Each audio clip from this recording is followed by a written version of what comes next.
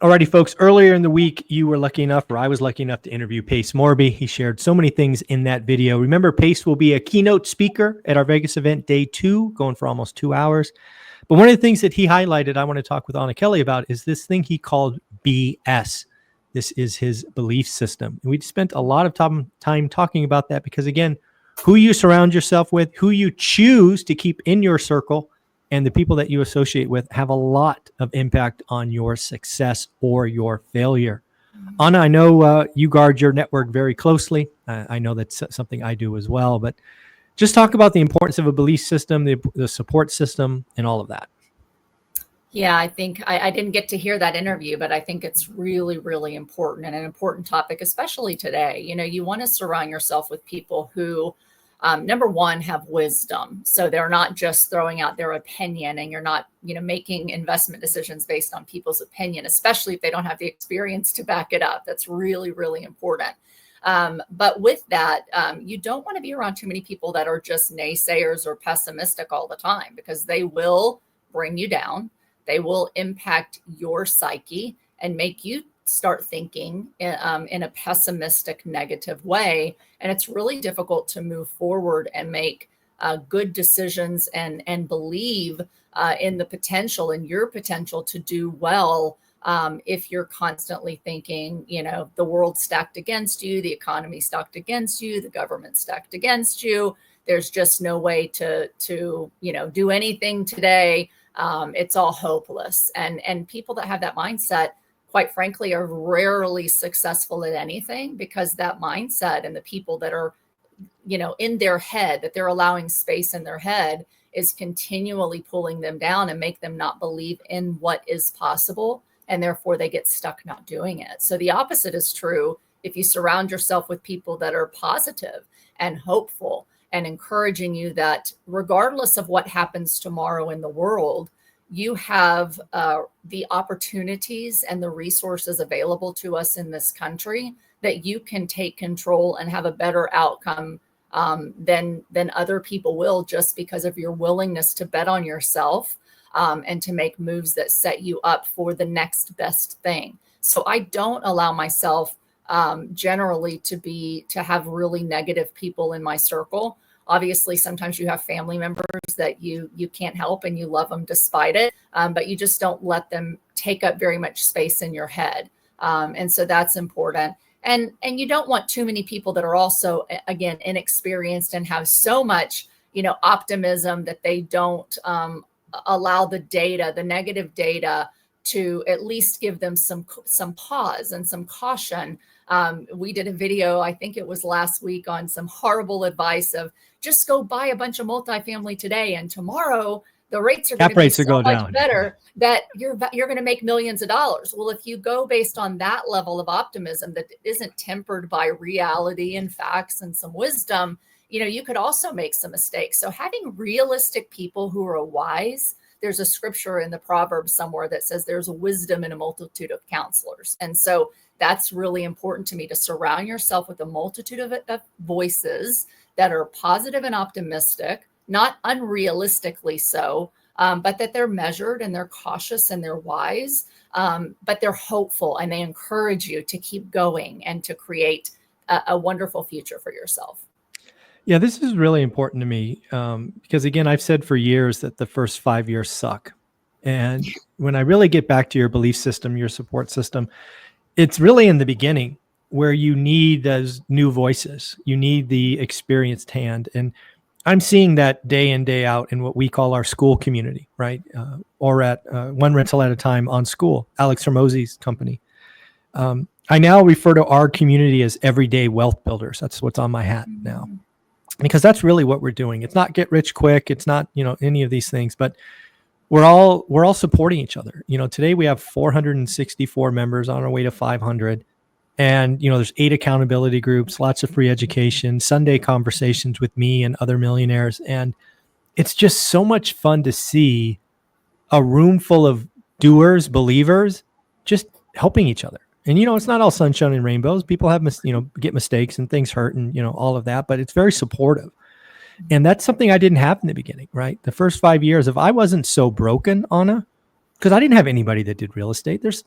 Most of the people in my family don't even own their homes. They rent. Yeah. And if I wasn't just so wired and broken, I wouldn't be here today. I would still be plugging away at some tech job, highly stressed out, trying to sell software.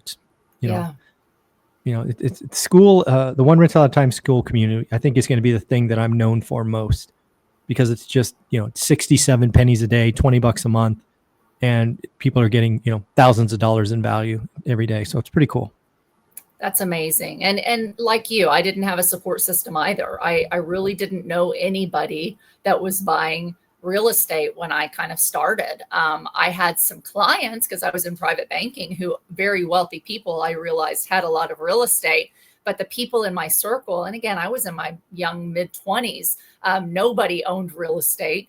My family, for the most part, grew up poor and were living check to check, whether they were low income or middle class, they were still living check to check, but nobody really had extra to invest. And so when I started investing, the people in my circle thought it was extremely risky, especially after the GFC, when I worked for AIG, and I was like, I think real estate's less risky. They're like, you're crazy. You're going to give up a great job. Did you just see that? Yeah. And I'm like, but I know, but they're not so great right now, and I realized that I had to be able to think outside the box and do what wealthy people do. And that's part of the network. Is my network really was just that I had wealthy clients, and as a private banker, and then at AIG as someone who sat with the wealthiest wealth managers in the country to see what they were doing and what kind of products they wanted to deal with the, big money problems. That was really all I had to set my mindset that there are people doing more, that have more, that built more. What are they doing differently from all the people I know and my friends and my family that are struggling, right? And myself that is struggling. And so that network for me didn't exist other than I watched what wealthy people did. And I was like, okay, I'm going to take a bet on myself, and I'm just going to dabble. I'm going to buy a little bit, and I was shaking in my boots, as we say in Texas. Like the first real estate property I bought, I was so scared to do it. And the first one I bought that was commercial, I was scared to do. And the first one that I bought after the GFC, I was scared to do. But I had enough belief in myself and enough belief in the fact that real estate makes more millionaires than anything else in the world historically, that it gave me just enough positivity and just enough of a willing to bet on myself mindset that I was able to kind of drown out the naysayers and just not tell them what I was doing. But if I had had a network, and I've often said, I think we've talked about what we would do differently today. The one big thing I would have done differently is I would have found a network of real estate investors, not all newbies, but people that had experience in my local market, and pick their brain, if you will, got to know them, sit at the same tables, be able to ask them, what are you doing to guard against all these things I was afraid of? And what are you doing to play offense instead of just not defense? And so the faster you can find a network of both new people who are excited and hungry, but of aged people, seasoned people who have that wisdom and experience and have the money to know how to get deals done and get you to think creatively. If I had done that faster, I know I would have gone much further, much faster than I really did. And my 10-year timeline would have been compressed probably to 5 instead of to 10 plus. Yeah, I think that's, I don't know that I've ever said it that succinctly before, but I agree with that. I spent the first 5 years living in my spreadsheet, just telling myself I had to do it on my own. That's kind of how I operated. Me too. And it's wrong. I should have found people. And once I started to grow, right, one of my 7 ORAT rules now is meet 2 new people a week. Once I started to apply that at year 5 or year 6, the world changed. Deals were brought to me. People that could help me were brought to me. Money was brought to me. And you just got to get out of your world. And especially if you're just getting started. So again, if you're just getting started, you want to be around other wealth builders. Just, give school a try. It's $20. It's 2 Starbucks drinks a month. Lots of education, accountability groups, active forums. It's just, it's so fun for me to watch as the creator, because I used to have to poke at it to make it grow. Now it's just growing by itself, right? 464 members as of this morning. So again, get in the right rooms, get around the right people, and you'll be shocked at all the positive things that happen. Absolutely. And we need that today, right? In a world where the news, it's constant negativity. Yeah. You've got to have a plan for your mental health. Okay. This is really important. Just like we talked about, our journey over this last year or so, getting physically healthy. You have to work on your mental health and your self-talk. I think you started with self-talk. Our self-talk really impacts us. And there's a guy, Dr. Amen. He has the Amen Center, and he does a lot with brain health. And he has dealt with concussion. So like he's been an NFL consultant on how do you deal with brain injury and how do you recover from these concussions. And he had a post today. I think it might have been, I don't remember what news source it was because I look at a bunch each day, but he talked about breathing, and he talked about positivity and killing the ants. And it was like the always negative thoughts in our head. And he had a brief, hey, when you have the negative thoughts, write them down and then ask yourself in an hour or so, are those things true? Are they true, or are they just negative? Because what are the negative thoughts holding you back? You have to work on your self-talk and be real with yourself. Are you not going to networking things, Michael, because you think I don't fit there, I don't deserve it, I'm not like those people? Are you hesitant to even start getting a network? And if you are in that network, are you telling yourself, those people they have more than I do, they know more than I do, or they're just a bunch of greedy people I don't want to be around, right? So your negative self-talk about what you tell yourself about yourself and the world and the people that you could be around really impacts your ability to be successful in life. So work on your self-talk, work on choosing what you allow to have real estate in your head. Are you on news and social media all day long? And are you feeding yourself with negativity about the economy?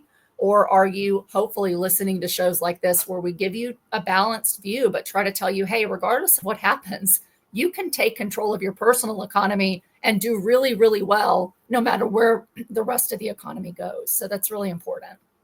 Folks, at the end of the day, go ahead and check us out on School. It's SKOOL. Look up one rental at a time. Anna, you do amazing work. Where can people find you?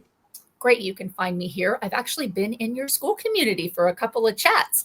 Nice. If you want to look up those videos there, you can find me at social media, Anna Kelly, REI Mom. And if you're looking for real estate and wealth consulting or coaching, find me at AnnaKellyInvesting.com, where you can get on my calendar. Thank you so much. Have a great week. Thank you. You too.